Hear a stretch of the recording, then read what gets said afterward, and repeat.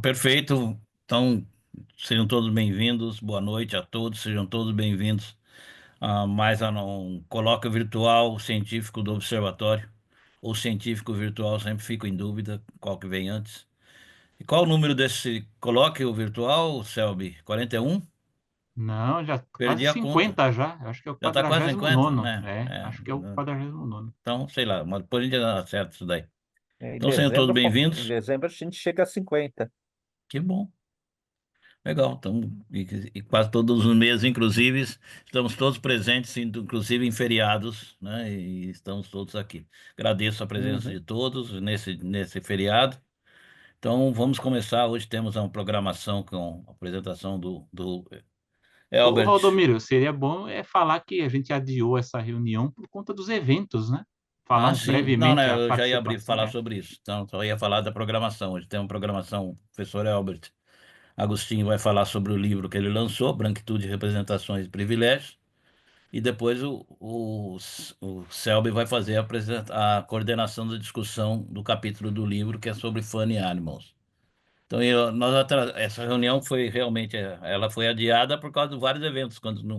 Na semana que teria o colóquio, nós estávamos, a maior parte de nós estava ocupada, em Brasília ou na reunião da Aspas, né? E aqui, a mesmo quanto nós estávamos em Brasília no encontro lá. Como é que chamava o encontro mesmo, Alessandra? Foi um sucesso. Foi o primeiro quadrital. Primeiro quadrital, coordenado pela Alessandra, um sucesso muito, muito concorrido, com atividades muito interessantes. Parabéns para a Alessandra pela organização. E Obrigada. depois os colegas, o Nobu, o Paulo, foram para Aspas, participaram da Aspas, eles vão dizer já agora para nós com o que eles encontraram lá. Enquanto aqui em São Paulo, né? Enquanto isso, em São Paulo, parece uma história em quadrinhos, né? Enquanto isso, em São Paulo, Roberto, Elise e Céu Pegoraram recebiam o palestrante como é que chama? Stromberg, Frederick Stromberg, numa visita surpresa à ECA, que nós tivemos que organizar em rápidos 3 dias. Mas que no fim deu tudo bem, o Roberto saiu maravilhosamente, segundo me informaram na coordenação. O Selby já entra na ECA com todo o prestígio do cara que traz convidados estrangeiros para a escola, né? É até o Então já vice-cônsul lá, né? O vice-cônsul da Suécia já até o apareceu de vice-cônsul surpresa da lá. Suécia, então Na véspera avisou que ia chegar. já entra na ECA de cabeça erguida o Selby. Então, felizmente, deu tudo certo. Então, eu vou pedir para o Nobu e o Paulo falarem um pouco da Aspas e depois o Selby e o Roberto falam um pouco da palestra do Stromberg. Eu caí e voltei agora. Quando eu voltei, assim, vou pedir para o Paulo falar do encontro da Aspas. Então, Você até eu sempre me. chega na hora certa, Paulo. Não, eu caí e voltei nessa hora. Eu não sei o que foi dito, então eu vou deixar o Nubu começar. Bom, a ASPAS é a Associação, né, dos Pesquisadores de Arte Sequencial, e foi um evento que foi do dia 5 até o dia 8, e como eu estava em Brasília no dia 5, né, participando do quadrital, eu participei do dia 6 até o dia 8. Teve uma programação bastante ampla, né, com várias palestras, algumas mesas temáticas também, sessões temáticas. Foi para esse evento que o Frederick Stromberg originalmente teria vindo, né? E ele lançou o livro dele lá, a tradução do livro Black Image and the Comics, que tem um texto de pós-fácil do Elbert, né? Então, tem um livro que, aliás, está aqui, que eu comprei e peguei o autógrafo, né? Porque o meu trabalho foi inspirado por esse livrinho, que é um livro quadradinho, coisa e tal. É uma outra proposta, né? Ele não se aprofundou exatamente em nenhum dos tópicos, mas é um livro que foi inspirador para o meu trabalho. Então, em Campo Grande, a UEMS, né, que é a UEMS, que eles falam que é a Universidade Estadual do Mato Grosso do Sul, o Valdomiro está mostrando, o Black Image and the Comics, né, que é a primeira edição, em inglês, saiu pela Fantagraphics, e eu tive a oportunidade, então, de apresentar, falar com o professor Stromberg, né, sobre esse meu trabalho, a gente trocou um papo bastante rápido. Ele, inclusive, elogiou o nível dos participantes do evento aqui em São Paulo, que eram estudantes muito jovens, mas todos muito interessados. E, segundo ele, né, algumas perguntas foram muito interessantes e feitas em inglês, né? Ou seja, os alunos do Valdomiro são sempre muito participativos, muito ativos. Em Campo Grande, a gente também... Me enchem de orgulho nos alunos, sempre. O Valdomiro sempre comenta isso, né? Que toda vez que vem um convidado, normalmente nas jornadas, né, na semana das jornadas, dá uma aula na disciplina dele, e os alunos sempre se desempenham muito bem, né? Os pesquisadores que foram para Campo Grande foram homenageados pela Câmara Municipal, né? A gente recebeu lá um certificado de um vereador que tem uma gibiteca, muito interessante a iniciativa dele, né? Não é pública, não é do governo, é uma iniciativa privada, mas ele coloca à disposição. Ele tem um programa muito interessante de distribuição de livros em alguns pontos da cidade, então foi muito legal. E eu queria mostrar alguns livros, né? Independentemente, alguns eu trouxe de lá, do Quadrital, né? Que é esse aqui do Guilherme Smith, que é o Olhares sobre X-Men, que saiu pela editora Marsupial, do Lúcio Luiz, que eu achava até que não ia mais lançar coisa, mas tem tido algumas iniciativas. O volume 8 do Quadrinhos de Educação, né, do professor Amaro Braga e do Tiago Monenese, também professor. Já está no 8º volume, né? É interessante que eles têm conseguido uma regularidade. Dois livros dos argentinos que estavam lá, uma sobre a revista Fierro, né, a revista argentina de quadrinhos mais contemporâneos, de vanguarda, e um sobre o Super-Homem, né, é claro, baseado na jornada do herói, porque é o Super-Herói de las Mil Caras, né, que é baseado no livro do Joseph Campbell, que é O Herói de Mil Faces, né, e ele faz uma análise, então, do Super-Homem. E outros livros que não foram lá da Quadrital, mas esse aqui, que é Mafalda, História Social e Política, para mim, eu tenho o livro em espanhol, mas essa aqui é uma edição que saiu recentemente, eu recebi ontem, inclusive, quando eu fiquei sabendo, encomendei, né? Eu já tenho em espanhol, mas eu gosto também, tem em português. E esse aqui, que é do Suplemento Juvenil, 90 anos, o Ucha, editor, aí eu fui buscar ontem, lá na Comics. Então, são esses os livros.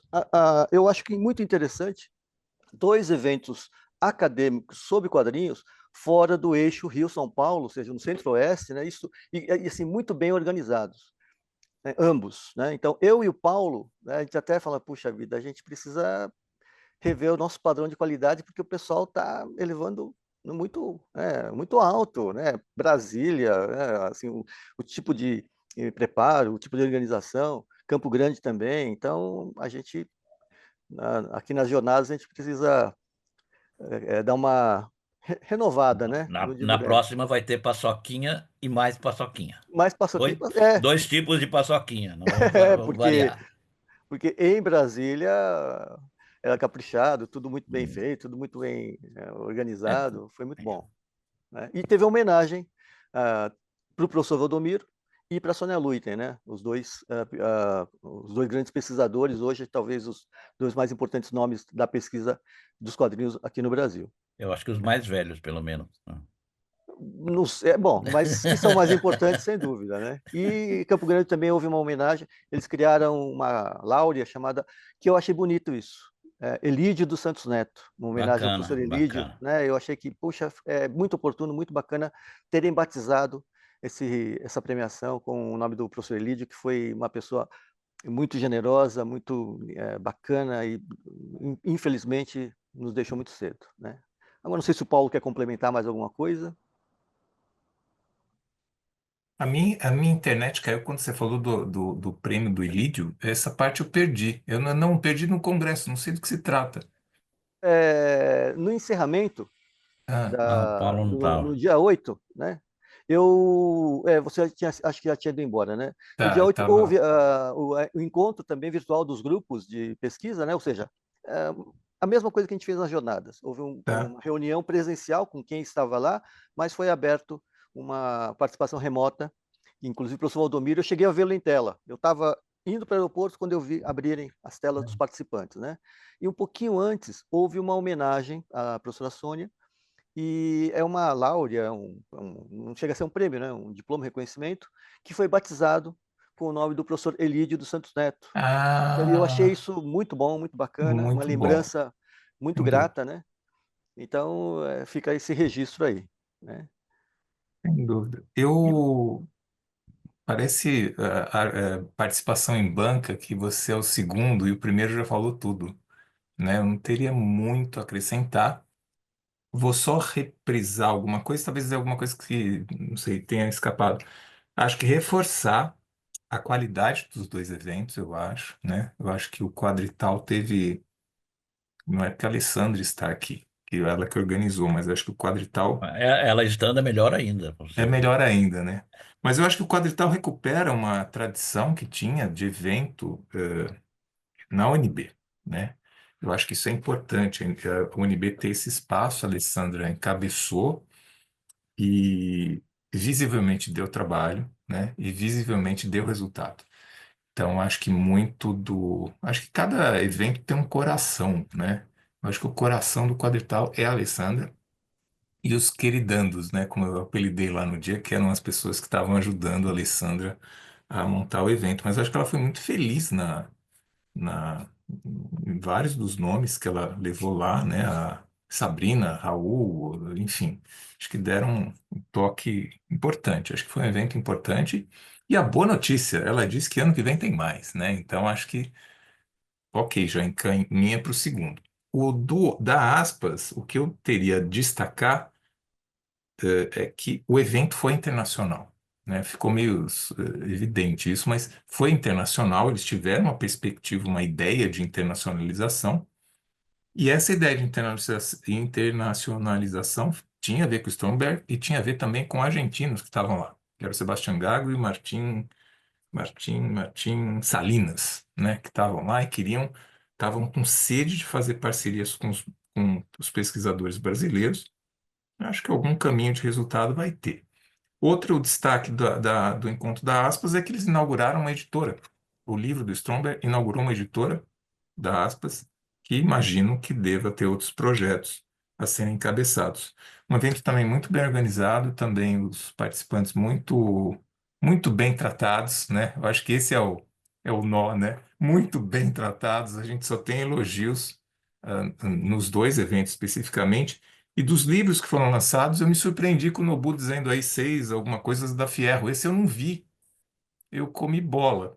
Por outro lado, você comeu bola com outro, que é esse aqui, a minha vingança, que é esse aqui, ó, que é o do Sebastián Gago, tá?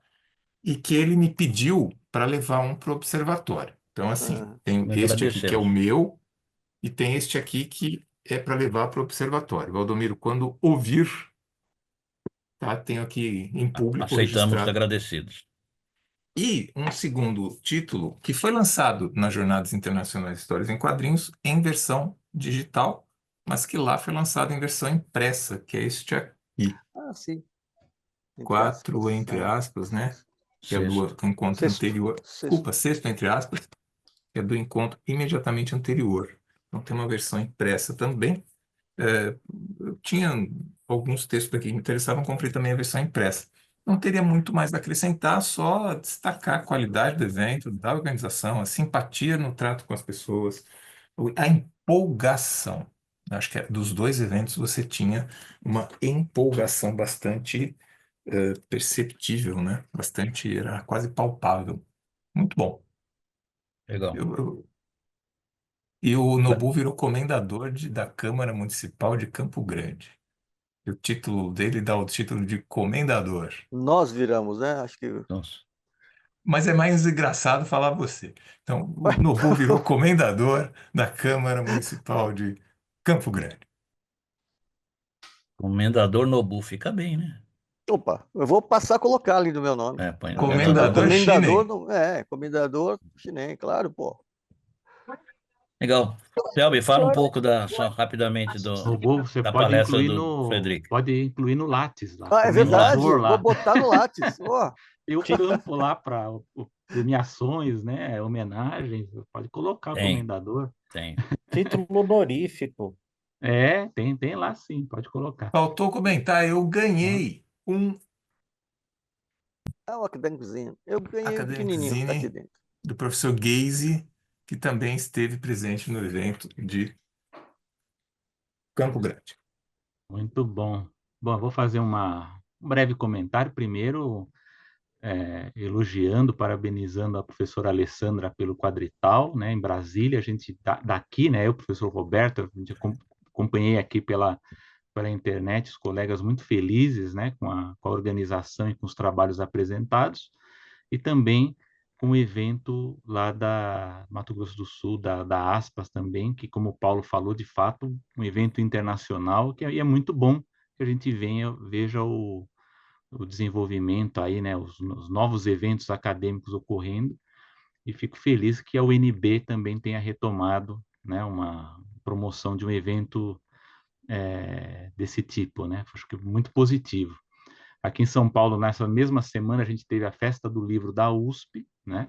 Foi um dia depois da palestra do Stromberg. Eu até pensei que ia ser no mesmo dia, mas começava na quarta-feira. E eu encontrei lá o André, depois eu soube que também o Joaquim esteve lá, outros colegas apareceram na Festa do Livro. E um destaque foi não só a presença muito forte de quadrinhos e livros ilustrados, eu diria que, olha, olho grosso dá a impressão que mais de um terço da Festa do Livro era quadrinho e livro ilustrado. Tinha muito quadrinho na edição desse ano, e várias editoras argentinas, né, que até os anos anteriores era uma ou outra que aparecia, dessa vez várias, então foi muito positivo isso. Presença dos quadrinhos na Festa do Livro, assim, de vários tipos, vários gêneros, internacionais, brasileiros, todo mundo, muita procura. Na terça-feira recebemos o Frederick Stromberg, como o professor Valdomiro falou, ele originalmente, né, planejado para ir lá para o Mato Grosso do Sul, mas houve uma escala que ele fez lá em Porto Alegre, para a Feira do Livro lá, e o consulado queria aproveitá-lo aqui em São Paulo para um evento que, por alguma razão, precisou ser cancelado, e eles encontraram na USP, né, a guarida para a realização de um evento com ele. Como eu disse, soube na véspera que o vice-cônsul da Suécia apareceria, né, o que, como, né, eu soube já das edições anteriores das jornadas, requer um certo protocolo, porque a gente precisa levar a autoridade para encontrar a diretora, enfim. Então, imagina, eu nem tomei posse lá na ECA como professor, já tive que não só conhecer como funciona o departamento, mas conversar com o chefe do departamento, levar o convidado até a diretora, mas foi uma palestra muito boa. Eu vou deixar parte de conteúdo para o Roberto comentar rápido, mas eu gostei muito da palestra dele. Fez não só um panorama sobre a produção dele, de livros, mas falou também sobre o livro que ele está lançando agora, né, com Imagens Negras nos Quadrinhos, que me deixou muito impressionado, e também o vice-cônsul, né, ele comentou também que não sabia do tamanho da obra do Stromberg e da promoção dos quadrinhos também no âmbito acadêmico. Ele ficou muito interessado, inclusive, pelas jornadas internacionais de histórias em quadrinhos, né, abriu também possibilidade de apoio, né, com a gente. Ficou muito feliz com as perguntas dos alunos presentes, eram poucos, mas as perguntas foram muito boas. E, embora o evento tenha sido assim de última hora, eu senti que nós tivemos uma boa recepção, não apenas do Stromberg e do vice-cônsul, mas também da própria escola, né? Depois a diretora comentou, né, junto com o vice-cônsul, né, de como nós aqui do Observatório de Histórias em Quadrinhos, a gente está sempre levando, né, as autoridades lá, que é sempre muito importante para o prefeito de cooperação internacional, né, dos convênios. É muito bom ter essas relações, então, para mim, foi muito positivo, né? Agora o Roberto pode comentar um pouco, que ele foi o nosso tradutor, né? Foi um tradutor, intérprete do Stromberg, né, nessa apresentação. Já está nomeado como tradutor oficial do Observatório. Foi muito bem, viu? O próprio vice-cônsul elogiou, falou inglês muito bom, a tradução muito boa. É que o Stromberg, ele fala pausado e ele tem o sotaque, o acento britânico. Isso facilita mais fácil. muito, né? E eu acho que foi interessante porque ele falou do quadrinho sueco, não falou só do livro dele, né?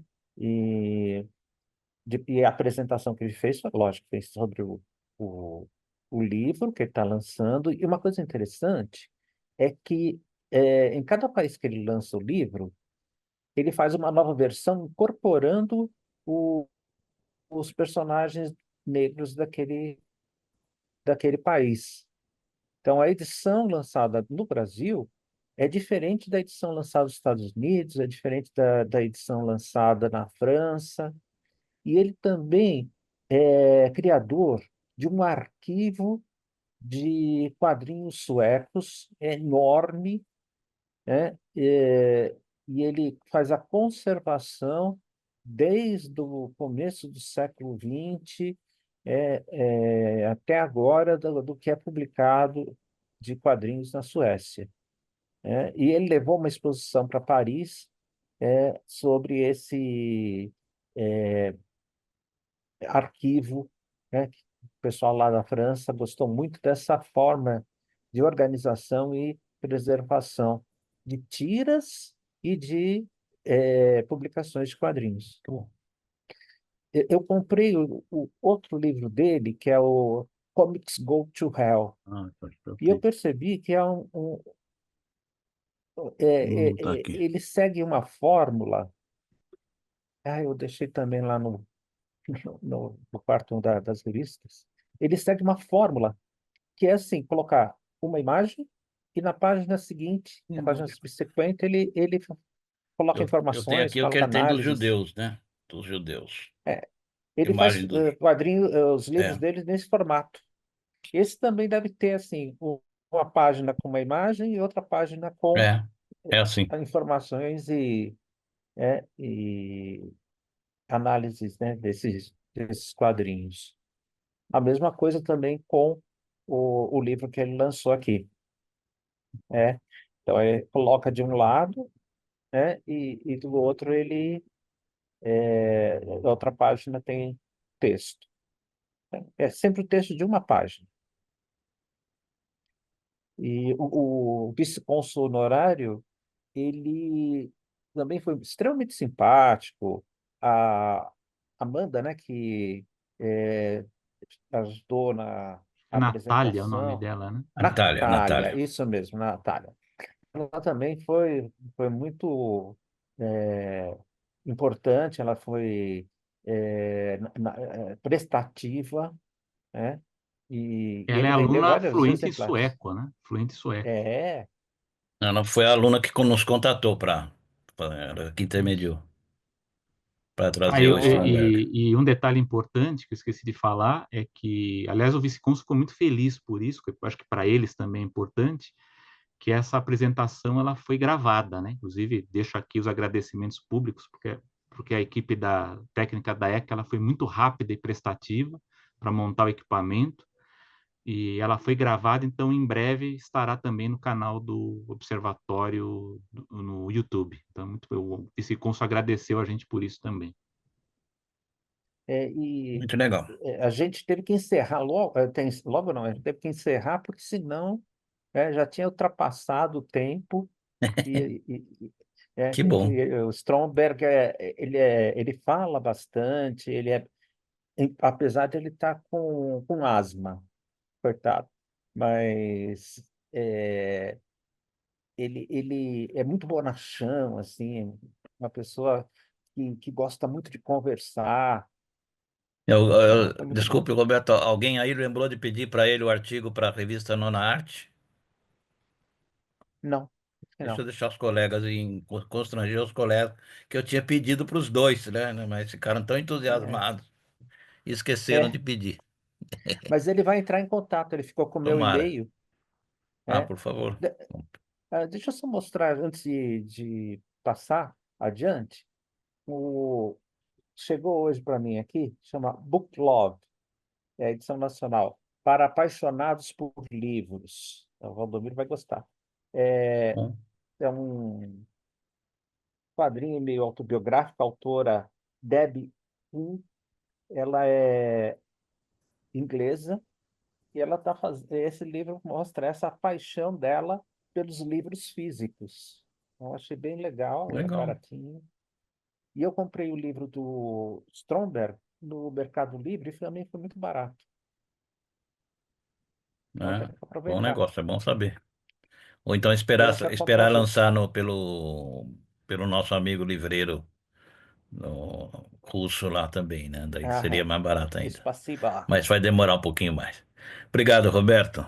Então, vamos Eu então que agradeço. dar início à programação. Volta passo a palavra então para o professor Albert para fazer a apresentação sobre o livro dele. Então, Albert, fica muito agradecido pela sua presença, é uma honra para nós termos você aqui.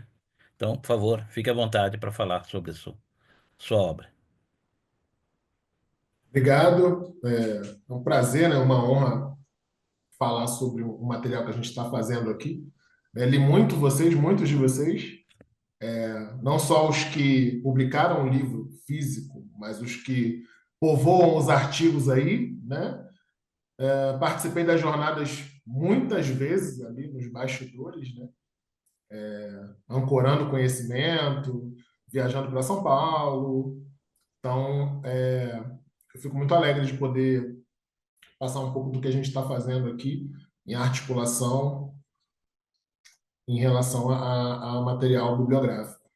Eu vou compartilhar aqui a tela. A professora Fernanda também está por aí, depois ela vai trazer algumas conclusões aí. Apareceu aí? Compartilhou? Sim, apareceu, sim. Obrigado, Selva. A apresentação ela é breve, né? Sem muitos spoilers, porque a gente ainda está nesse processo de divulgação do material e, como os professores falaram, o livro é Branquitude, Representações e Privilégios, estudos sobre a identidade branca nas histórias em quadrinhos, e ele foi organizado por mim, né, Albert Agostinho, e pela professora Fernanda. Vocês vão observar em relação à questão da estética, apesar da multiplicidade de cores que a gente está acostumado nos quadrinhos, né, para conversar com vocês, hoje eu trouxe uma atmosfera meio monocromática, porque a gente está falando de um conceito que é o branquitude, e em alguns espaços ele ainda não é muito palatável, né? Ele não é muito digestivo. Então eu trouxe uma atmosfera bem sóbria para a gente poder discutir esse conceito, e aí vocês vão verificar essa questão monocromática do preto e branco mesmo para trazer sobriedade. À esquerda eu trago uma das imagens que foram usadas em um dos textos, né? Que é ali um dos milhares de encontros que existem entre o Parker e o Miles, e é muito sobre a configuração representacional que está na imagem mesmo. Assim, né? A gente tem um Homem-Aranha branco e tem um Homem-Aranha negro, né?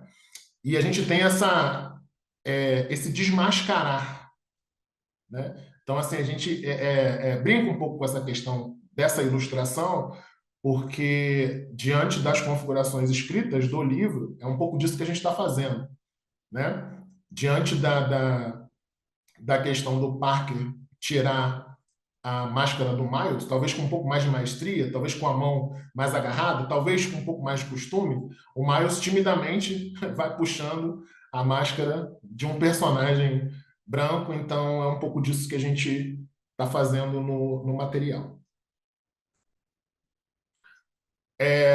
E aí, o que a gente está aprontando, né? Diante de coletivos que foram expostos aqui hoje, diante de grupos de pesquisa ligados a quadrinhos que já funcionam há várias temporadas, né? O que o Observatório ali do Rio está fazendo? Então, a gente tem o Negritude, que foi feito discutindo questões ligadas à identidade negra, né? E aí ele tem um panorama que difere da obra do Nobu, né? E aí eu vou falar um pouco mais sobre isso depois. Algumas pessoas já conhecem o livro, a gente escolhe alguns personagens e a gente vai dissecando o personagem, né, tendo como parâmetro o conceito de negritude. E esse é o primeiro movimento de exposição maior do Observatório, que já fazia uma série de trabalhos, já tinha alguns artigos, já fazia um movimento grande no Rio de Janeiro, mas o livro ele consegue te propagar em outros espaços. Então a gente faz uma negritude. Agora a gente trilha, né, esse caminho pensando a identidade branca. E, na verdade, o projeto inicial é uma trilogia. Então a gente vai trabalhar o conceito, um herói e como que se articula esse conceito, né? De que forma é possível verificar no herói, na heroína, a manifestação desse conceito. Então, a gente propõe o Branquitude agora, e o próximo livro dessa linhagem é possivelmente no segundo semestre de 2025. E qual a necessidade de um livro sobre identidade branca na cultura pop? Né? Eu trouxe aqui à esquerda, né, junto com o livro que foi lançado agora e que vocês falaram, uma teia que, se o aluno, né, o pesquisador, desejar desenvolver um estudo sobre identidade negra e cultura pop, em algum momento ele vai cair ali em algum desses materiais. Né? Particularmente, todos estão envolvidos comigo, particularmente. Né? Mas as pessoas podem ter acesso a eles de maneira diferente. Então, o Negro nos Quadrinhos do Brasil, do professor Nobu, né? Eu vou ler quando ainda é uma tese, né? E eu entro em contato com ele aí alguns anos atrás, né? Já tinha lido alguns artigos dele, vou perguntando algumas coisas por e-mail, vou trocando ideia com ele. Depois de um tempo, o material vira um livro, né? Eu estive no ano das jornadas também, que o livro foi lançado, né? Que o livro vem no kit. Então, já tendo lido a tese, né? Há esse processo de reler o material, né? Verificar até algumas possíveis alterações que foram feitas ali. Então, esse é um primeiro movimento importante. Depois de um tempo, a gente faz o Negritude, não trabalha da mesma forma que ele vai trabalhar, né? Trabalha com heróis específicos, alguns que as pessoas nem conheciam a história, por exemplo, né? Então, a gente tem, no primeiro capítulo, uma dissecação real sobre a personagem Tempestade, né? A Ororo, e tem algumas coisas que, mesmo eu pesquisando identidade negra nos quadrinhos há mais de 10 anos, eu não sabia, que foi verificado pela professora Alexandra, que discutiu, que é, por exemplo, Ororo em Swahili significa bonita. Então, algumas questões que vão aparecendo ali, né, em compartilhamento com os autores que a gente convida, que fazem parte do observatório, que realmente trazem uma história de personagens que elas eram realmente invisibilizadas e que talvez estivessem nas trincheiras de alguns quadrinhos ali. E alguns de nós não tinham prestado atenção. E aí, continuando nessa teia, né? A gente tem o livro do Nobu, que aí eu falo que eu começo a ler ainda quando é uma tese, buscando, tem o Negritude, Poderes e Heroísmos, que o Nobu é citado não só no meu texto é sobre o Jeremias, né?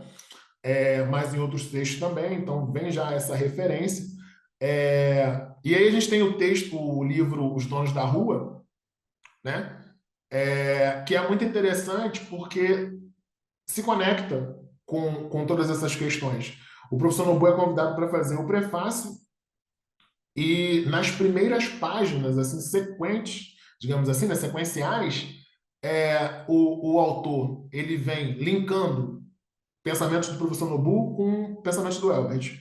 E aí ele vai fazendo ali uma mistura de reflexões para poder defender a ideia da identidade negra, né? E o livro fica mais que no mainstream, porque ele é indicado ao Jabuti Acadêmico e também é indicado ao HQ Mix. Então você tem ali, né, essa configuração toda. E aí, nesse último lançamento que foi discutido aqui, por exemplo, Imagens Negras nos Quadrinhos, eu tenho o convite, né, de fazer o pós-fácil, já tinha lido a versão em inglês, e então, se em algum momento, né, o pesquisador desejar discutir identidade negra na cultura pop, existem uma série de outros materiais. Mas esses 4 são extremamente interessantes para você poder dar densidade, para você dar substância à pesquisa. Então, a gente tem, digamos assim, uma espécie de material consolidado no Brasil sobre perspectivas de identidade cultural negra na cultura pop. Tem uma série de outros pesquisadores, inclusive ligados ao Observatório do ECA, né, ligado a outros grupos como a ASPA, que desenvolvem pesquisas com personagens negros, né? Mas a gente tem esse material aqui no sentido de, se você vai pesquisar isso, talvez seja interessante você verificar um desses materiais, né? Não necessariamente usar os 4. Então, diante disso, dessa percepção de consolidação de uma estrutura de pesquisa ligada à identidade negra, né, a gente vai refletir sobre isso. Sendo assim, diante de pesquisas que discutem os aspectos violentos das imagens negras ou representação e representatividade, já que os estereótipos seriam banais, se não fossem tão letais, qual seria o próximo passo? Ou seja, o que a gente pode pensar em discutir, porque a gente está verificando quais são os lançamentos e as linhas de raciocínio discursivo que o pessoal está desenvolvendo, né? Seus novos membros, suas articulações, o que a Aspas está pensando. Então, há toda uma rede de mapeamento para que as pesquisas elas possam trabalhar em direções diferentes, ampliando o panorama de pesquisas em quadrinhos no Brasil. Então, diante disso, né, a gente pensa qual seria o próximo passo. E aí vem essa ideia de por que não pensar numa espécie de dossiê que vai discutir a identidade branca. Sabemos que existem um ou outro artigo em alguma coletânea, textos de revistas, que vão trabalhar com a identidade branca de maneira tímida, até porque o conceito de branquitude, como eu falei, em alguns espaços ele ainda não é muito digestivo, não é muito palatável. São tipos de discussões que há uma massa que não compreende ainda a necessidade disso. Então a gente vai nessa direção, né, nesse sentido. Houve um tempo em que os super-heróis brancos dominavam o universo e nenhum mortal tinha coragem de dizer algo sobre isso. Esse tempo acabou. Então a gente vai nessa direção de pensar de que maneira a gente pode discutir também outros fluxos identitários, já que nós temos confiança em algum material que vai discutir a questão da negritude. Ou seja, qual o próximo passo que a gente pode trabalhar em relação às pessoas que pesquisam esses fluxos identitários. E aí a gente pensa esse branquitude, representações e privilégios. Inicialmente vem os convites para prefácio e pós-fácio. E aí eu chamo duas pesquisadoras que são de dimensões totalmente diferentes, mas que, na minha perspectiva, antes de fazer o convite, iam equalizar, né? Para além do fato de se conhecerem, elas iam equalizar. Então, eu chamo para o prefácio, né? Convido a Dani Marino, que já tem uma experiência vasta aí em discutir questões sobre quadrinhos, vocês a conhecem muito bem, e chamo a Anne Kiangala, que, para mim, é um movimento muito interessante, porque a Anne ela trabalha muito com discussão sobre a cultura pop na internet. E muitas pessoas que não a conhecem bem, esses dias ela até postou uma foto com o Valdomiro, né, no encontro em Brasília, muitas pessoas que não a conhecem bem só conseguem enxergar esse aspecto de conversar sobre a cultura pop e não a veem como uma intelectual, da maneira que eu a conheço, né? Não a leram da maneira que eu a conheço. E aí, dentro desse vasto conhecimento que ela possui, eu a convido para participar desse movimento da branquitude. Curiosamente, apesar de eu falar que as duas estão em dimensões totalmente diferentes, as duas estão prestes a virar doutora, né? Isso deve acontecer quase no mesmo momento. Então, é interessante propor essa questão de que, para além, né, de uma influenciadora, digamos assim, né, que vai falar de Marvel, DC, vai falar de uma série de outras questões, a gente está falando de uma intelectual que discute com maestria questões ligadas a quadrinhos, cultura pop, que dominam os conceitos, que têm suas preferências. Então, em relação à questão dos convites, a gente tem Dani Marino e Anne Kiangala meio que abençoando a obra, né? Então, a gente está falando de 9 textos nesse material. E o que a gente está fazendo, né? Quase como se fosse uma banca, né? Qual o objetivo, né? De vários, múltiplos, eu trouxe 3 para a gente tentar entender um pouco como é que foi esse processo. O primeiro é entender, apresentar a mecânica do conceito. Isso a gente já tinha feito no Negritude. Então, assim, ele é, em muitos momentos, muito didático, no sentido de pensando, como a gente fez no Negritude, né? Então, olha só, Negritude é exatamente isso aqui. E aí a gente vai propor essa reflexão sobre um herói chamado Pantera Negra. E de que maneira a negritude se configura nas representações do Pantera Negra nas histórias em quadrinhos. Então a gente faz esse processo porque, em muitos momentos, quem não é um intelectual dos quadrinhos vai conseguir ler a obra, quem não é um professor acadêmico vai conseguir acompanhar o raciocínio, né? Talvez ainda de maneira rasa, mas vai conseguir acompanhar o raciocínio. E aí a segunda perspectiva seria a perspectiva analítica sobre personagens e como manifestam o poder de ser branco. Então a gente brinca com essa questão, né? Há o poder de ser branco e de que maneira ele vai se manifestando nas textualidades de cada autor que escolheu algum personagem para poder desfragmentar, né, digamos assim. E a terceira perspectiva, entre as várias, como eu comentei, que eu trouxe aqui hoje, seria elaborar outros caminhos para discutir sobre a cultura pop. E aí eu vou mostrar aqui, rapidamente, os movimentos que nós fizemos. É muito assim, no sentido de só margear mesmo, né? Eu não vou aprofundar muito, até para não tomar muito o tempo das atividades de hoje, mas o primeiro capítulo, que eu achei muito curioso, inclusive, quando eu recebi, né? Porque eu não imaginava que alguém ia trabalhar numa linha ligada a mangás e animes.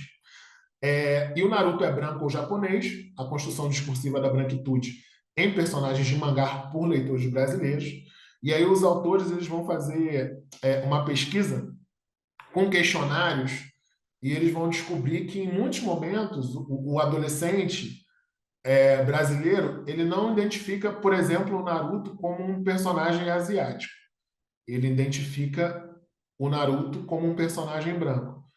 Isso também, mas não apenas, porque ele tem uma configuração estética um pouco diferente dos outros personagens que sondam ele ali, que estão ao redor dele.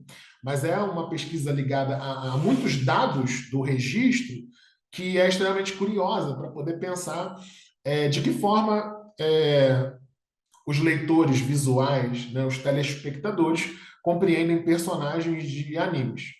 O segundo capítulo, A Branquitude e suas representações na história das HQs estadunidenses, vai trazer um panorama apresentando de maneira embrionária uma série de movimentos que vão acontecer ali e que você consegue perceber a branquitude em alguns momentos antes dessa robustez do conceito mesmo, né? Branquitude e o que é, mas a gente está falando de vestígios da identidade branca para os pesquisadores que desenvolveram esse capítulo muito claros na história dos cómics aí, americanos. No capítulo 3, Miles Morales versus Peter Parker, o que houve com o Homem-Aranha nas telas de cinema, foi um capítulo que eu recebi de maneira muito surpreendente também, porque é o texto da Carol Pimentel. E em alguns espaços que eu já caminhei, conheci, às vezes acontece com a Carol algo que parece que acontece com a Anne. Porque a Carol está muito ligada à ideia da tradução, né? Então, ela tem um vasto conhecimento em tradução de histórias em quadrinhos, né? De grandes empresas. Só que muitas pessoas conhecem a Carol, refletem a Carol por ser aquela que traduz os quadrinhos. E, na verdade, a gente tem um texto de uma maestria intelectual que é uma área que eu já conhecia da Carol Pimentel, mas algumas pessoas têm dificuldade de compreender, né? Essa pesquisadora, para além daquela que também desenvolve a tradução. E a gente faz a obra também, para além dessa parceria, com o Estúdio Patinhas, propagando também o estúdio, né, nessa área de pesquisas, de análises e de representação. O capítulo 4 é as influências da branquitude no filme Pantera Negra, Wakanda para Sempre. Então, a gente não está falando só de quadrinhos, tem algumas análises que vão ser ligadas ao cinema, né, ao audiovisual, e aí tem uma série de pontuações e reflexões da Fernanda sobre episódios específicos onde ela vê, ela enxerga essa questão da branquitude. O capítulo 5, Branquitude Heróica em África, Tarzan e Fantasma como padrões de heróis africanos. O Jorge ele vai interrogar ali quase que Edgar Rice e Lee Falk, pensando nesses personagens que estão ligados ali ao continente africano, e pessoas da minha geração, por exemplo, vão crescendo, né? Não só lendo, mas assistindo, né? Eram desenhos e tem a Disney e tem uma série de coisas ali que vai reforçando uma série de estereótipos na tua cabeça. Então, ele vai pegando esses dois personagens principalmente e vai desenvolvendo ali uma série de reflexões. Capítulo 6 que eu participo, Charles Xavier e o Poder Mental da Branquitude, considerações sobre o dom de ser branco. Aqui a gente traz uma reflexão muito incisiva sobre o professor Charles, né? Talvez ligada a algum incômodo nosso com alguns professores que nós tivemos, né, nesse movimento até se tornar doutor, e vamos perceber que, para além da questão de ser um professor que pode ser amado por mutantes e por pessoas reais como nós, há uma série de violências que ele pratica por conta, principalmente, do seu poder mental. E há alguns episódios que a gente reflete ali, diálogos que ele tem com a Ororo e com a Jean, que são extremamente violentos, quase que letais em relação à posição dele com elas.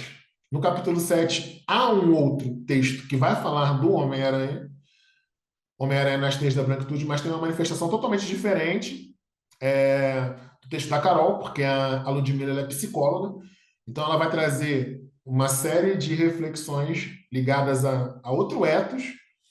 No capítulo 8, Doutor Estranho e suas fidelidades mágicas, a branquitude, egos e arrogâncias na história em quadrinhos e nos cinemas. O professor Hudson ele vai trazer um mapeamento da figura do Doutor Estranho, né? E ele vai apresentar algo extremamente curioso, que é uma linha do tempo, né? Ele constrói a linha do tempo, do zero, de todos os doutores estranhos que vão aparecendo, né? No universo da Marvel ali, desde o primeiro, dos quadrinhos até o cinema. Então, há a possibilidade de você acompanhar essa linha do tempo no livro e toda a questão que ele vai desenvolver. No capítulo 9, Em Nome da Lei, Branquitude Pro Bono, nas histórias do Demolidor, o Diego vai trabalhar com uma série de questões que, inclusive, estão ligadas à noção de justiça, à noção do personagem, à noção de uma série de acontecimentos que ocorrem ali, e ele vai colocar a identidade branca em xeque a partir das leituras que ele faz dos fragmentos das histórias em quadrinhos do Demolidor. E diante disso, concluindo por hoje, né, essa exposição, uma fala da Cristina Soares, que ilustrou a obra, que fez aquela capa, onde tem um herói que, quando as pessoas perguntam, depois de ele ter salvado uma galera, qual o seu poder, né, ele faz a pose de Superman, bota a mão na cintura e fala: meu poder é ser branco. Então, a ilustradora Cristina ela coloca essa frase no livro, que é que os pactos feitos pela branquitude em suas reuniões secretas sejam revelados a partir da leitura desta obra. Então, por hoje, por agora, encerro essa exposição e agradeço aos professores pela oportunidade.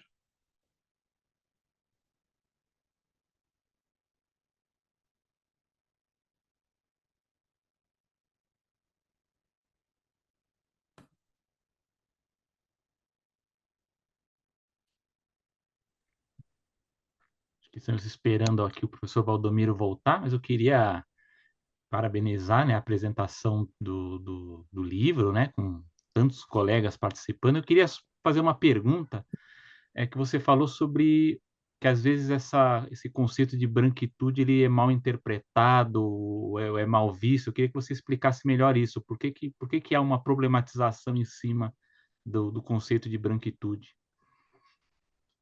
Obrigado, Selby. A gente, vamos dizer assim, É muito diferente, eu falei sobre isso até na minha apresentação das jornadas esse ano, que algumas pessoas até ficaram curiosas porque eu não levei o tema branquitude para minha sessão. Na verdade, eu falei sobre mangá, né? Isso é muito interessante porque há também uma espécie de status quo no sentido de o Elbert discute negritude, né? Na verdade, o Elbert discute muitas coisas, mas a gente tem uma obra que de alguma maneira alcançou a galera e aí a gente de vez em quando faz outras coisas. A gente levando o negritude para ser discutido em vários espaços é muito diferente quando a gente está no ECA, na USP e principalmente nas jornadas, assim. Porque tem uma galera que entende o que a gente está fazendo, né? E vão fazer perguntas assim de referência sobre o que a gente está fazendo. Só que, principalmente no Rio, a gente flutua em muitas universidades, em muitos congressos, que, ponto um, as pessoas intelectuais, doutores, sugerem, né? E aí eu estou falando sugerem de maneira muito graciosa, né? Que a gente está numa gravação, sugerem que quadrinhos não sejam tão relevantes assim, né? Sugerem. Não sei se, né, os professores que já estão trabalhando e batalhando com isso há muito tempo estavam ligados a essa questão. E aí, o que a gente tem que fazer? A gente tem que ir com uma robustez muito incisiva, né? Porque assim, você vai falar de quadrinhos, né? Não, eu vou falar de narrativas gráficas, eu vou falar de arte sequencial, eu tenho esse panorama inteiro. Então, quando a gente começa a discutir negritude em alguns espaços, né? Mas você, assim, coisas para mim minúsculas, mas aconteceram várias vezes. Você está falando, você está inventando essa questão de que tem negritude na configuração da personagem Tempestade e tal. Só que aí, vamos lá, 10 anos depois, digamos assim, o ouvir negritude, e aí não estou falando em todas as áreas acadêmicas, mas de vez em quando a gente participa de alguns eventos que são áreas que ainda não estão entendendo esse movimento, que, por exemplo, a ECA USP já desenvolve há anos e anos e anos. Só que o termo negritude, ele se tornou um pouco mais famoso. Então as pessoas escutam e fazem a cara de que estão entendendo, assim. E aí, quando a gente faz a inversão do panorama, quando a gente vai falar de branquitude, há espaços em que as pessoas ainda não entendem o conceito, não sabem para que serve o conceito. E a gente, obviamente, leva uma referência bibliográfica, não só brasileira, né, como estadunidense. A ideia de branquitude no Brasil, ela ainda é muito tímida, né? Se você for conversar com algum professor, talvez ele vai citar a Cida Bento, e tudo bem. E que mais, né? Se você, por exemplo, imagino que seja por conta dos vídeos que eu já vi seus, suas coleções, se a gente vai estudar branquitude, a gente quer 5, 6, 7 livros para poder construir um panorama.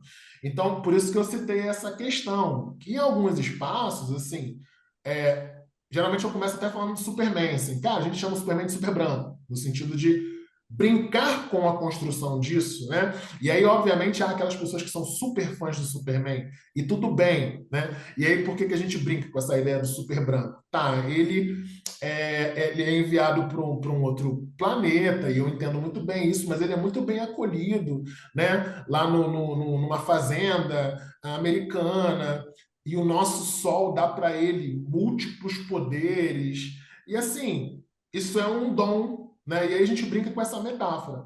Então, os conceitos que nós estamos trabalhando, que são ligados a perspectivas identitárias, muitas vezes eles são mal digeridos. E fazer um livro sobre branquitude, e principalmente, né, discutir nas universidades essa exposição de personagens que são clássicos, né? Nossa, já teve pessoas que ficaram extremamente incomodadas por eu falar do Charles. E eu gostava muito dele, assim. Eu acho que todo adolescente cresceu, cara, se eu tivesse poder mental na hora da prova, né, eu ia, né, trabalhar dentro da mente do professor e eu ia ter todas as questões. Então, eu falei sobre isso com o pessoal do Observatório Carioca quando eu voltei das jornadas esse ano, assim, não há um outro lugar onde você vai falar de cultura pop e você vai se sentir bem igual aos jornais, assim. E, obviamente, tem outros congressos que vocês citaram, isso está se construindo muito, mas, assim, a minha formação inicial é história. Então, eu participei de muitos congressos de história e ainda participo. E há uma galera que tem um escudo E é muito curioso isso, porque, assim, história... Ah, mas e a história em quadrinho, né? Parece que não funciona dentro da cabeça de alguns professores. E aí eu estou falando de professores notáveis. Estou falando de quem está começando agora, né? Parece que não funciona uma perspectiva analítica violenta, que é o que a gente faz, na verdade, né? Quantas vezes a gente já defendeu a questão das narrativas gráficas de maneira violenta porque as pessoas não conseguem entender. E aí quando você alinha os conceitos, assim, né? E não estou falando só desses não, né? Mas esses é o que a gente está trabalhando, assim. Quando a gente. Então, por exemplo, eu participei de para concluir essa parte, eu participei de um congresso de linguística. Um dos autores que eu costumo usar nos meus textos é o Bakhtin. E os especialistas em Bakhtin não conseguiram alcançar o que eu estava trabalhando. Assim. Só que eles não conseguiram alcançar que quadrinho é discurso, então fica complicado você conversar com uma pessoa dessa. Né? Se a gente está falando de linguística, se quadrinho é discurso, se imagem é discurso, né? A época que foi lançada é discurso, a editora que foi lançada é discurso, é política, mas assim, então eu acho que o Bakhtin não serve. Isso aí foi uma coisa que eu escutei, né? Eu acho que o Bakhtin não serve para estudar quadrinho, mas assim, tudo bem.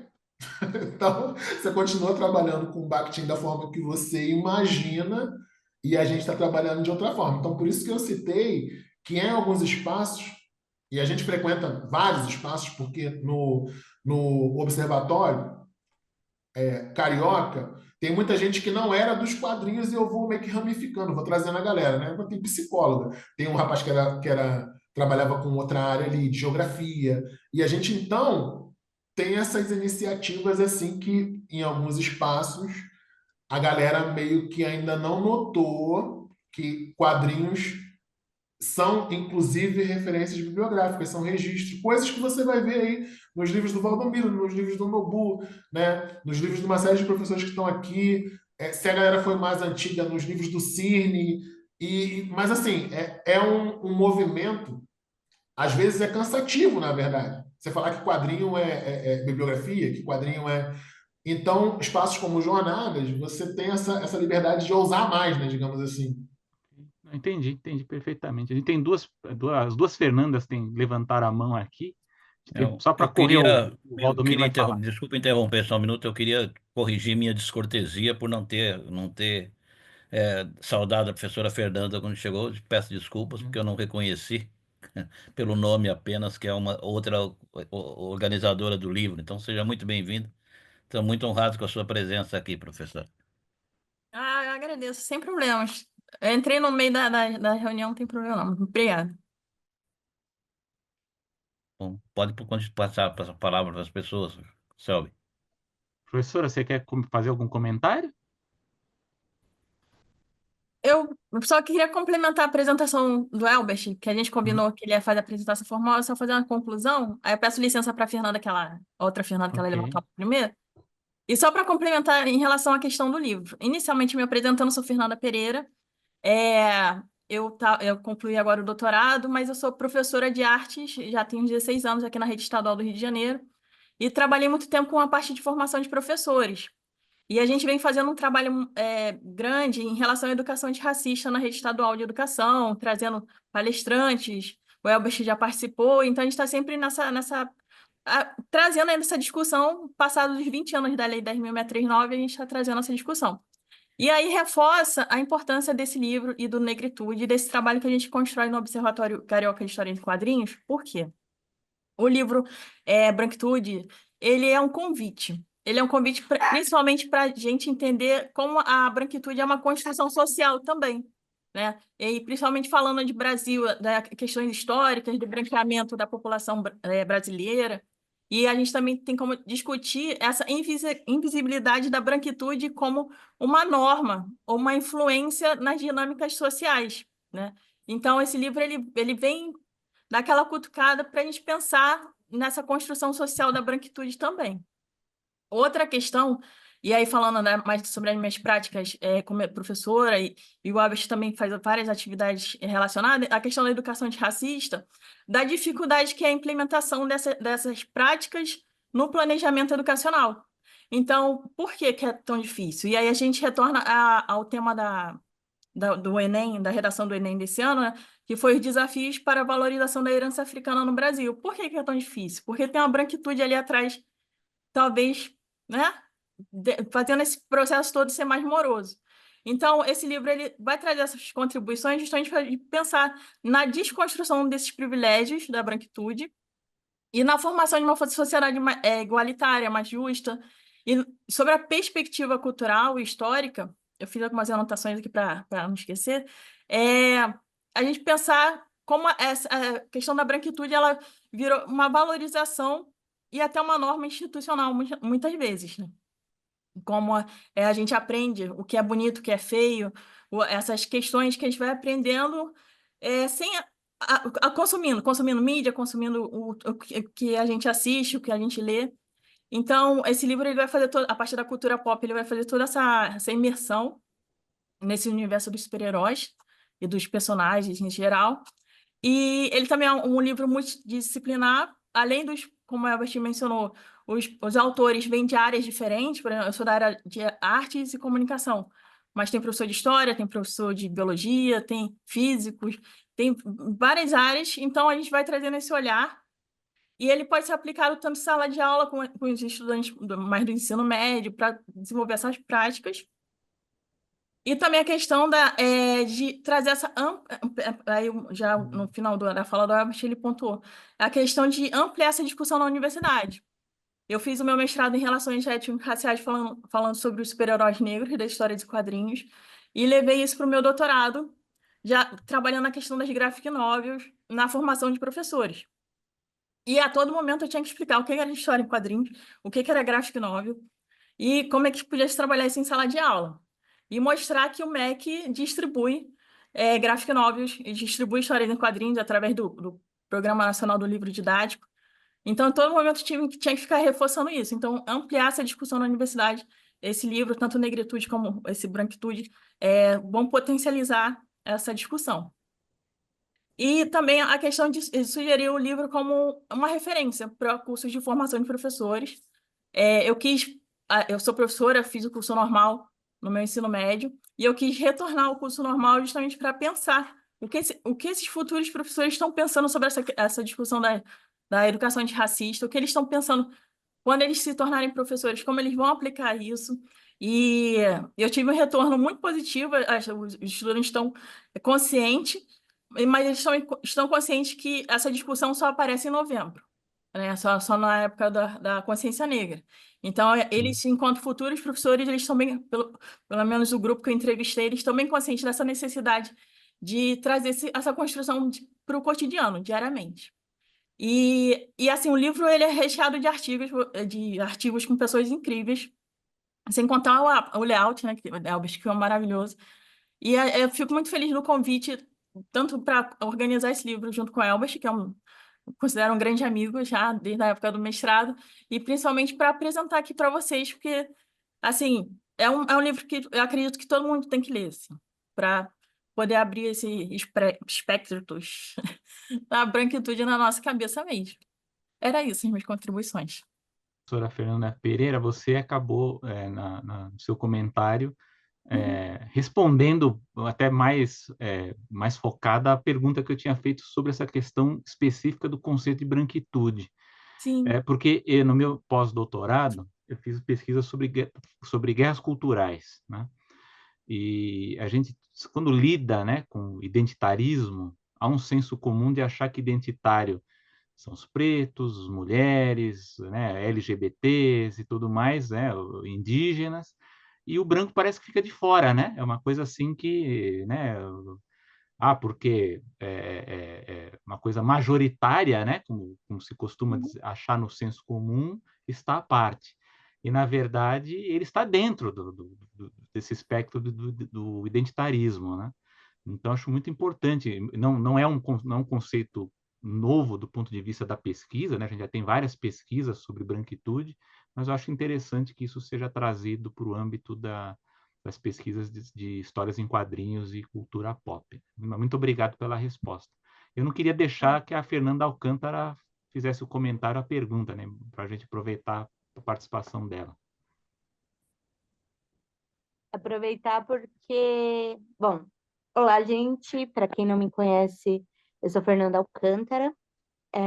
Eu participo do Observatório há muitos, muitos e muitos anos. Eu só não participo muito porque eu tenho uma filha pequena, de 4 anos. Pessoas me viram grávida, me Não viram joga a culpa na gestante. Helena, não. Ela não merece. Você não Porque eu sou da Helena, joga, assim, não. eu posso Vou jogar sempre assim. defender a Helena. Ela é legalzinha, muito boa. Gosto muito dela. Ela simpatizou com você para ganhar paçoca, professor Valdomiro. Então, eu ganhei ela na primeira paçoca, né? Você ganhou na primeira. Mas assim, boa noite, gente. Desculpa a brincadeira, mas é isso, sim.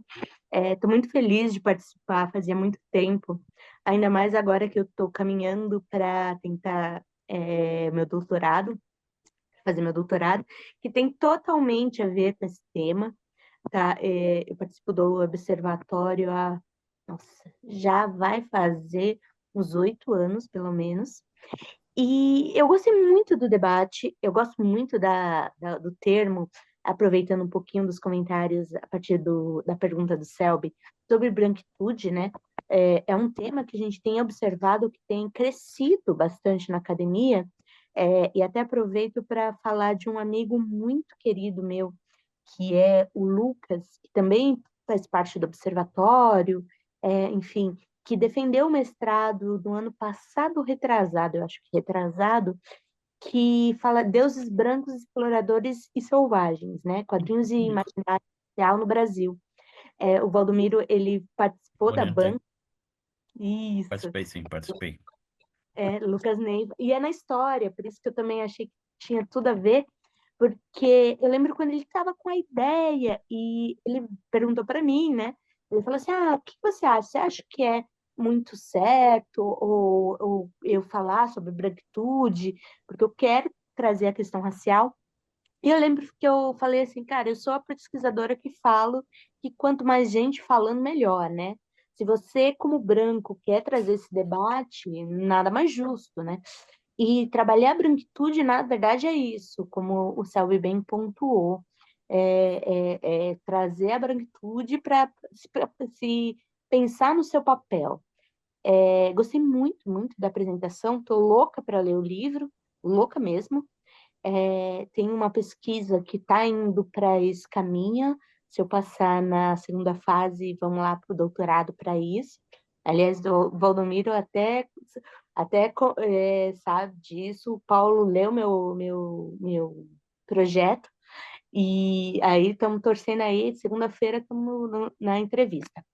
Mas o que eu queria pensar um pouquinho e trazer sobre essa questão acadêmica, eu acho que o autor e vocês, organizadores, trouxeram muito bem a ideia da branquitude, porque é isso, é um conceito que está crescendo com o tempo, tem sido mais apresentado para além de Cida Bento, né? A Cida Bento foi minha chefe, então eu tenho autoridade, eu gosto muito da Cida. Mas antes, quando falava branquitude, era só Cida Bento, hoje não. A própria Julia Schwartz está também trabalhando isso e tal. E aí eu queria fazer uma pergunta que é uma pergunta meio egoísta, até para o meu próprio trabalho. Eu queria saber de vocês como vocês veem a questão dos estereótipos, principalmente nesse livro, porque a gente tem muito isso no próprio Miley Morales, né? O Miley Morales e essa questão de ele ser negro e também ser descendente de latino, tudo isso é misturado. E aí eu queria saber um pouco dessa dinâmica e queria saber um pouco também da construção que a academia tem. E aí eu até uso a palavra para usar para entender um pouco do Observatório Carioca de Quadrinhos, que não conheço muito, porque é isso, né? Nos últimos 5 anos eu estava mais numa função do que em outras acadêmicas. Mas eu queria saber um pouco como está a discussão no seguinte sentido, de ter crescido muito a representação e representatividade, isso é inegável, mas principalmente a crítica a esse aumento, né? Então, aí vai, como o Selby colocou, da pesquisa dele e tal, que falar é mimimi, cultura woke. Então, coisas que sempre existiram, mas agora são cultura woke, né? Então, eu queria saber um pouco como o livro ajuda nesse debate. É isso. Obrigado, Fernanda.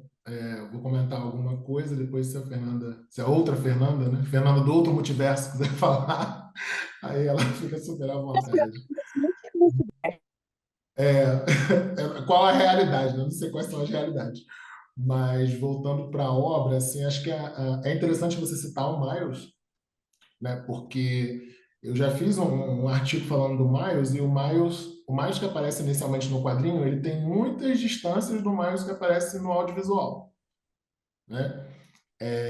O Miles dos quadrinhos iniciais, por exemplo, ele é extremamente tímido, num sentido assim, de ser muito pacato, exclusivamente pacato. É, Tem até a escola que ele entra, que é, sei lá, seria tipo um IFE, né? Seria tipo uma FATEC, que quando ele recebe a nota ele não acredita, lá nos quadrinhos, lá nas primeiras histórias do Miles, e aí a construção dele pro audiovisual é totalmente diferente, né? Vai ser um menino ali que está ligado à arte, tem o grafite, está ligado ao som do hip hop, né? Ele tem uma identidade que é diferente, e é uma identidade que vai figurar no cinema. E aí, assim, no ponto que você traz, assim, acho muito relevante, e essa ideia de misturado, ela é muito complexa porque ela pode culminar em muitas reflexões, né? E aí, por exemplo, tem um pedaço de um quadrinho que a gente achou do X-Men, que é um diálogo falando do livro, né? Voltando ao livro, para pensar essa questão do que você falou de o Miles ser misturado, né? Ele tem uma multiplicidade étnica, digamos assim, e no capítulo do Charles, tem um quadrinho que nós achamos que o Charles fala para Ororo assim: Ororo, você não é uma rainha, você é uma mutante. E isso é muito diferente se uma pessoa negra está lendo no quadrinho, a gente está falando de um quadrinho antigo, e se uma pessoa branca está lendo, assim. São dimensões totalmente distintas, né? Porque quando a Alexandra acha esse quadrinho e mostra a construção que ela estava fazendo, antes de ler o texto, e ela me manda o quadrinho, olha o que eu achei. Para mim foi extremamente violento, assim, né? Porque ela vem de uma origem cultural onde ela é entendida, né, como alguém que nasce de vez em quando, uma menina negra, teoricamente africana, vamos colocar assim, né? Algumas versões vão dizer que ela é do Quênia e outras vão dizer que ela é do Congo, e tem uma série de versões aí falando da tempestade. Outras vão dizer que ela é do Cairo, do Egito, mas vamos lá. E aí tem toda uma Roberto configuração. do Caro. Sim, sim, tem algumas versões que vão falar que ela é do Cairo, e tem histórias mais recentes que mostram a configuração dela ali estética no Cairo, né? Ligada a uma série de O coisas. professor Xavier a encontra no Cairo, se eu não me engano. Sim, sim, sim. A gente achou até uma versão mais antiga que vai falar que ela é do Quênia e depois vai para o É. Cairo, mas aí, resumindo essa parte, o que é para uma mulher negra, digamos assim, né? Nos Estados Unidos seria entendida como negra, né?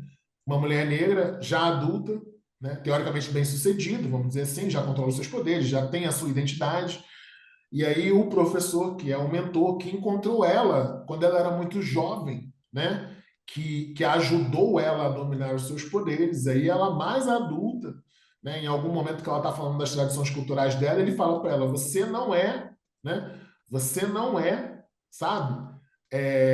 Qualquer coisa ligada ao continente que você existe. Você é uma mutante. Então, assim, ela fala muito violenta, né?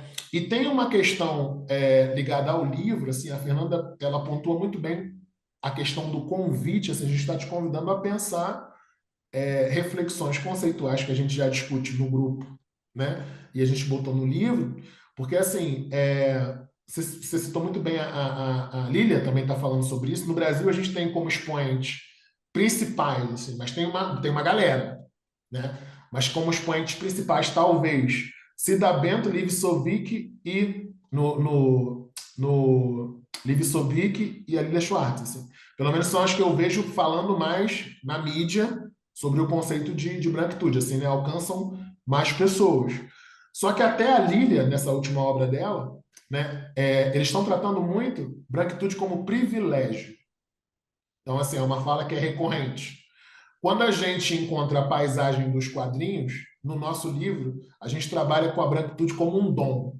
Parece a mesma coisa, mas é totalmente diferente, né? E aí vou dar um exemplo muito aleatório, né? Eu tive o privilégio de, em alguns anos, ser o único filho da minha família, assim, né? Eu era o filho único. Filho único tem todo um tratamento, então eu tinha o privilégio, né? 7 anos depois, nasce a minha irmã. O privilégio acabou de ser primeiro, né? O primogênito eu ainda continua, mas aí vem a criança que é mais jovem e os benefícios todos vão para ela. Ou seja, meu privilégio acabou.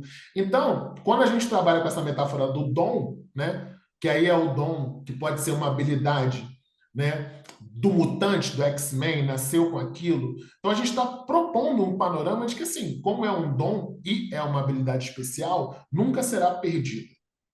E o privilégio, talvez, pode acontecer alguma coisa e esse indivíduo, essa identidade, pode perder esses privilégios. Então, quando a gente brinca com essa metáfora de que a branquitude é um dom, né? Ou seja, nascer branco no Brasil é um dom. É um dom porque eu posso participar de uma entrevista amanhã e aí alguém pode estar do meu lado e aí o apresentador pode falar assim: então o doutor Albert está conosco. Automaticamente, muitas pessoas que estão vendo entrevistas vão figurar o doutor, a pessoa branca que está do meu lado. Isso é uma coisa que acontece organicamente, assim, por conta de uma série de construções que são, inclusive, faladas no livro. Então, assim, eu acho que é realmente um convite, não tem nada pronto, até porque são 9 textos e uma iniciativa, né? Como eu comentei, assim, olha, a gente não estava vendo muito branquitude sendo discutidas na cultura pop, assim, e a gente percebe que tem uma série de questões que são reflexões importantes de se discutir dentro das narrativas gráficas. Então vamos iniciar alguma coisa que, digamos assim, dando certo ou dando errado dentro da perspectiva analítica, vai gerar outras coisas, assim, de repente alguém desenvolve um livro só para criticar o branquitude, vai ser ótimo, né? Vai ser ótimo porque a pesquisa também é isso, assim. Eu não achei legal o que foi falado no capítulo 1, porque isso vai reverberando um movimento que está ligado a reflexões acerca da branquitude, que é necessária mesmo, assim, né? É como você falou, a Cidadania é manual e ela é muito citada, né, em muitos dos textos. No meu, particularmente, eu fui mais para a vertente internacional do conceito, né? Pesquisadores internacionais que já estão discutindo isso, principalmente a partir de um livro chamado Branquidade, e aí tem toda essa questão, né, em alguns espaços discursivos, né? É branquitude ou é branquidade? Né? E no meu texto eu vou falar um pouco sobre essa questão, né? Tem muito a ver com semântica. O Flávio até falou aqui ligada à questão do Fanon, né? Também uma referência muito interessante para a gente. E tem, obviamente, tem ecos dele, tanto no Negritude quanto no Branquitude, assim, né? Pensar sobre essa questão e refletir sobre. Talvez não tenha te respondido, mas assim, a tua questão trouxe uma série de outras reflexões e eu fui assim tentando devagar aqui, né? Fernanda também, se quiser fazer alguma complementação aí, colocar as coisas no eixo, né? Que vocês viram que eu, né, tenho um panorama muito do viagem. Não, eu concordo com você e complementando a questão dessa relação da tempestade com o professor Xavier, né? Eu li na revista que ela casa com Pantera Negra, e eu botei até isso na minha dissertação, que ela é uma mulher tão poderosa, tão uma liderança, mas na hora do casamento ela fica insegura e vai pedir a permissão para o professor Xavier se ela pode casar com o homem que ela ama. Então, assim, tem essa relação de poder realmente ali, dela precisar da validação dele a todo momento para poder seguir ali nessa história em quadrinhos. Então, a questão da branquitude ali dando um tom da palavra, né? E nesse artigo que eu trago também sobre o filme do Pantera Negra, você tem um problema causado por um país branco, que no caso é os Estados Unidos, no início do filme, e eu passo o filme inteiro os povos latinos com os povos negros brigando, para no final a irmã do Pantera Negra, que vira a nova Pantera Negra, pedi ajuda para o agente da FBI, que é um homem branco, e a todo momento o problema que foi criado por pessoas brancas tem que ser resolvido por outras pessoas. E aí todo esse caos instaurado justamente pela questão dos elementos da branquitude ali nessa construção dessa narrativa. Nesse barulho da minha cachorra, a gente está aqui. E aí eu trago realmente esse pensar, né, quem está ditando a estrutura, o tom da história, né? Então, olhar para essa construção. E sobre a Fernanda perguntou sobre estereótipos, né, nos quadrinhos. Na minha pesquisa de dissertação, eu fiz essa análise assim sobre a construção do racismo a partir dos estereótipos, das fixações dos estereótipos. E aí peguei algumas capas de revistas, por exemplo, do Luke Cage, da própria Tempestade, e aí fui analisando como aquela imagem que ali estava vendendo a revista, né, que é a imagem da capa que vai vender a revista. E ali, como ali alguns estereótipos eram reforçados, assim. Então, eu tentei fazer essa brincadeira, assim, essa análise, e deu super certo. Bem, eu queria talvez discordar um pouco, não sei se nem sei discordar, mas ficar com a minha estranheza em pensar a branquitude como um dom, Albert, que me parece que dom dá a ideia de algo que nasce com alguém, né, que é natural da pessoa, quando me parece que a branquitude é muito mais como alguém aqui, acho que foi, não me lembro quem que falou aqui, que é um construto social. O conceito de que foi construído ao longo de séculos de dominação branca, né? Eu compararia até com um câncer, né? Que vai te dominando e vai te corroendo por dentro. Você não nem nota que tá. Eu falo isso à vontade porque eu tô com câncer de próstata, tô tratando até, né? Mas você nem nota porque não tem efeitos físicos. E você não nota e você está ao todo tempo você está exercitando a sua branquitude, digamos assim, e que você foi recebendo por várias fontes, pela mídia, pela cultura pop, pela escola, pela educação que você recebe na sua família, vem de vários elementos. E o importante, o aspecto que eu gostei do livro que eu li inteirinho, né? O aspecto que eu gostei do livro é exatamente trazer a consciência dessa branquitude, que é algo que a gente nem nota que tem, né? A gente já leva naturalmente como se fosse algo que faz parte da realidade, quando não é, ela é construída, né? E ela só passa a ser vista a partir do momento que a negritude é reconhecida como um conceito que tem que ser trabalhado, né? Então, eu acho que vocês trazem uma grande contribuição para o estudo dos quadrinhos, né? No sentido de mostrar, olha, porque nenhum quadrinho é inocente.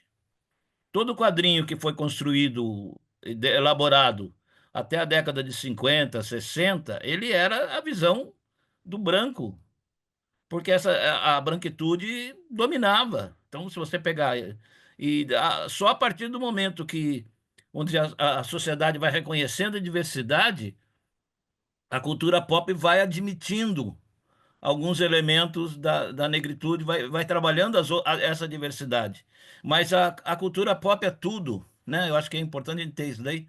A cultura pop é tudo menos suicida, né? O cinema, por exemplo, quando vocês discutem nos vários filmes que aparecem, eu acho que eu senti um pouco que teria trazido talvez uma contribuição interessante para o livro pensar na característica do cinema, que o cinema ele não vai trabalhar o público da mesma forma como trabalha a história em quadrinhos, né? Então tem diferença, você não vai querer encontrar o mesmo o Miles Morales, por exemplo, que você tem nos quadrinhos, no cinema.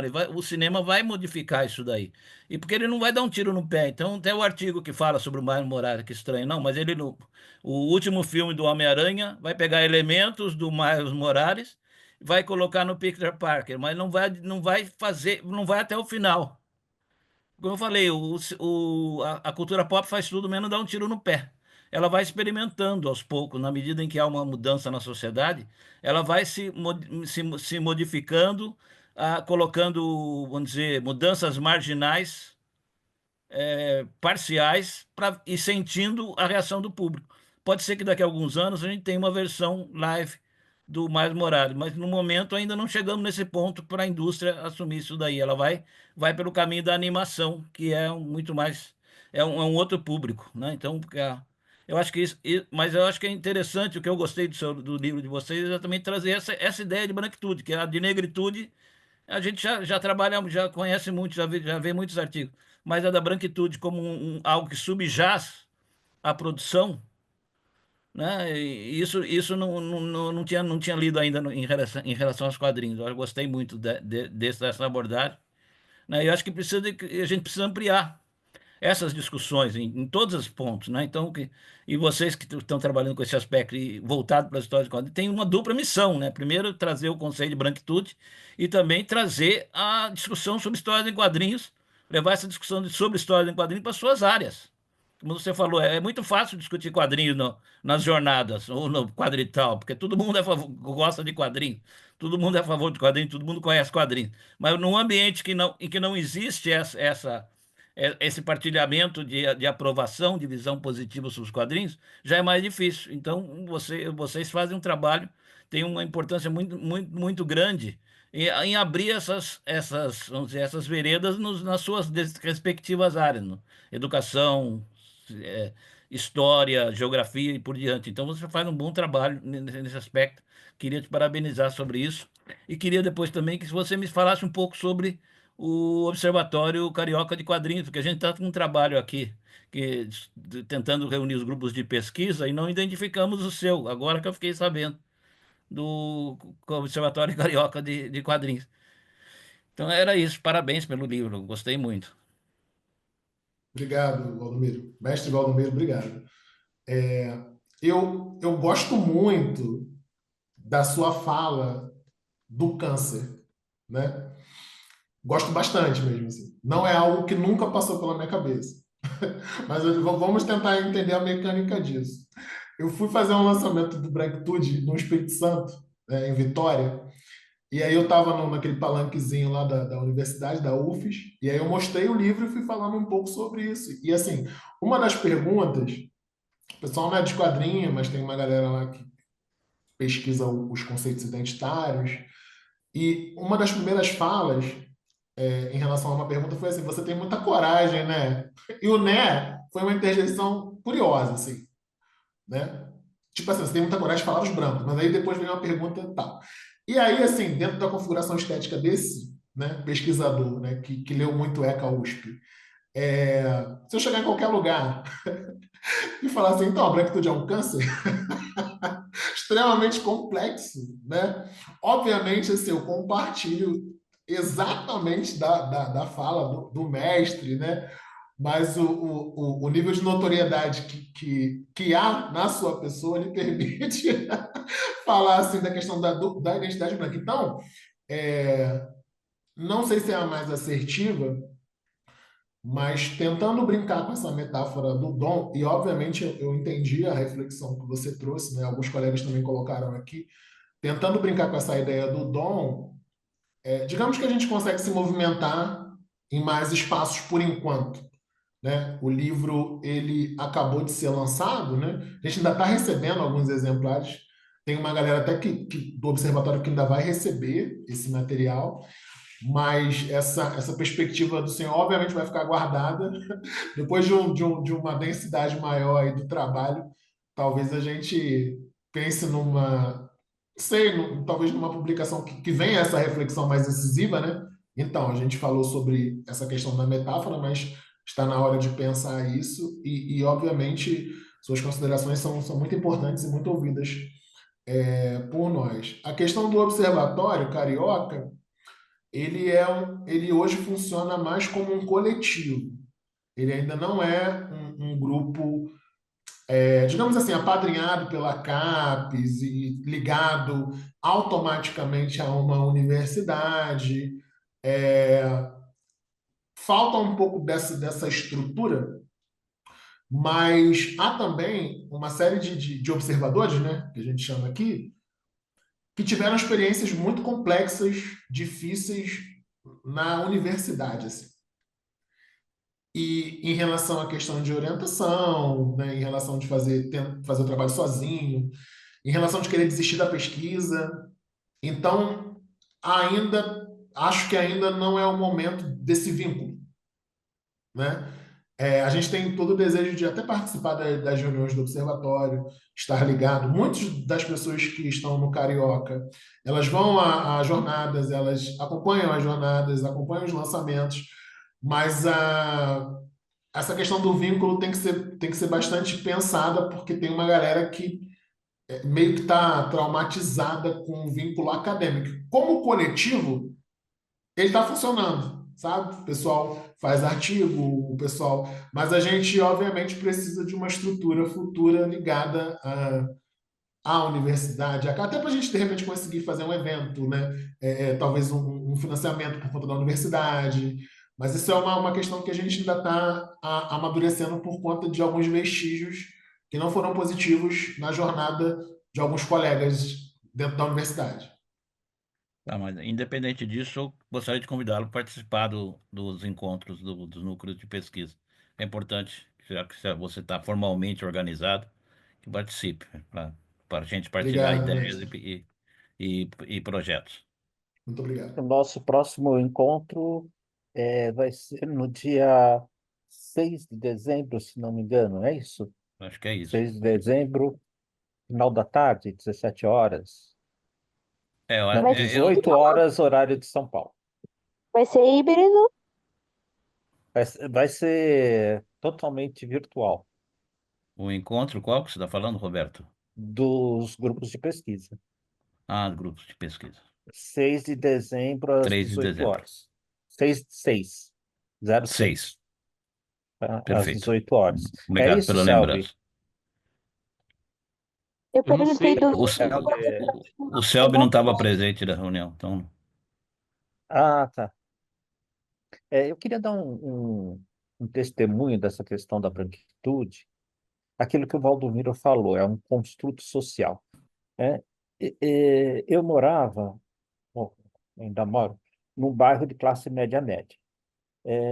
Nos anos 70, não, nos anos 90, já como professor universitário, tinha ali no meu bairro pessoas de várias é, localidades, né, várias ascendências. Então, tinham orientais, europeus, tal, mas não tinha negros. Um dia eu estava indo da aula, eu estava descendo a rua para pegar o ônibus, e dois garotos negros do outro lado da rua gritaram: "Ô alemão!" Eu continuei em frente. Ô alemão! Aí eu percebi que eles estavam falando de mim. Eles queriam saber a hora. Eu olhei o relógio, falei para eles e tal. E aí, nesse momento, eu me vi, né? Eles eram dois garotos negros, eu era um cara branco, mas eu nunca tinha me pensado como alemão. Alemão, para mim, era um rapaz que estudou comigo no primário ginásio, o Afonso, o sobrenome dele era. Não dava para falar. E ele era de ascendência alemã, né? E a sobrancelha dele, por exemplo, era muito loira, quase branca, o olho muito azul, é claro. E para mim ele era tinha as características do alemão. Eu nunca me pensei nesse sentido. Foi nesse momento que eu percebi minha branquitude, né, que era algo tão normal para mim que eu não percebia. E eu dou aula desde 84. Na década de 80, tinha o quê? Chegava a meia dúzia de alunos negros na universidade, né, que eu dei aula. A partir do início deste século, foi aumentando o número de alunos negros, né, e se tornou comum dentro da universidade, você vê em vários cursos, alunos negros. Até então, o começo desse século, você podia contar nos dedos, né? E agora você tem, ou por causa de cotas, ou por causa de bolsas, ou por causa de alguma ascensão social, você vê mais alunos negros na universidade. Ainda não chega a ser parelho com o número de alunos brancos, né? Embora os negros e pardos ultrapassam 50% da população brasileira. Então, esse é o depoimento que eu queria fazer.